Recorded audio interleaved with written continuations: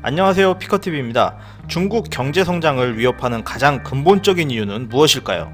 지난 5월 5일 미국 트럼프는 트위터를 통해 관세를 25% 올리고 비관세 품목 3,250억 불에 대해서도 곧 관세를 부과한다고 발표하였습니다. 미중 무역 전쟁이 격화되고 있는 상황에서 중국 경제 성장을 위협하는 가장 근본적인 이유를 찾아보았습니다.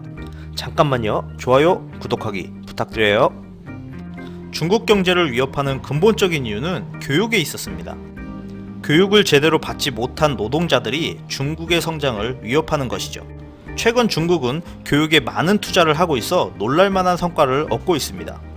하지만 이것은 중국 전체 국민에게 해당되는 것이 아닌 것처럼 보입니다. 1980년대와 다르게 현재는 자동화를 통하여 수작업 노동력의 필요성이 감소하였습니다. 또한 기술 중심의 경제가 활성화되면서 농촌 인구가 많은 어려움을 겪고 있는 건 사실입니다. 실제로 중국은 농촌과 도시 간의 엄청난 교육 격차를 보이고 있는데요. 부유층, 즉 특권을 가지고 있는 도시 아이들은 돈이 많이 드는 학교를 다니며 방과 후에 여러가지 특화 수업을 통해 지적 수준을 향상시키고 있습니다. 하지만 도시에 태어난 아이들은 중국 아이들 총수의 4분의 1밖에 되지 않습니다. 나머지는 대부분 농촌 지방에 거주하고 있는 상태인데요. 중국의 지방학교들은 재원이 부족한 상태여서 가난한 시골 마을에 지원이 충분하지 않은 상태라고 전해집니다. 그 결과 도시 학생들의 90%가 고등학교를 마치는 반면 시골 학생들은 24%만 시골 고등학교를 졸업한다고 합니다. 중국은 세계에서 두 번째로 큰 경제대국이지만 세계 모든 중산층 국가들 중에서 가장 교육을 덜 받은 노동력을 가지고 있다고 전해집니다. 공장 일자리가 풍부하고 미숙련 노동자들이 필요한 단순 노무직이 많았을 때는 일자리를 충분히 찾을 수 있었습니다.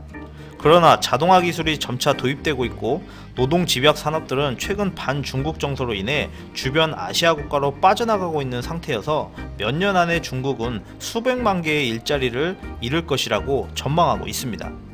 몇 가지 이유를 좀 더 살펴보자면, 첫 번째로 학교 교육의 핵심인 우수한 교사들이 부족하다는 현상을 들 수 있습니다. 중국에서 교사라는 직업은 사회적 지위가 높지 못한 데다 이 때문에 사범대학의 우수 인재들이 진학하려 하지 않기 때문에 악순환이 반복되는 것이라고 전해집니다. 기타 이유로는 획일적인 교육 방법과 중국 교직자들의 도덕적 해이, 학교 운영 자금 부족, 학교장들의 자질 부족 등을 들 수 있었습니다. 한국 경제 발전을 위해 경제의 근간이 되는 초중고 및 이공계 교육 사업의 적극적인 지원과 학생들의 개성을 살리는 교육을 통해 국가 경쟁력을 향상시키는 계기가 되었으면 합니다. 끝까지 시청해주셔서 감사합니다. 구독, 좋아요 부탁드립니다.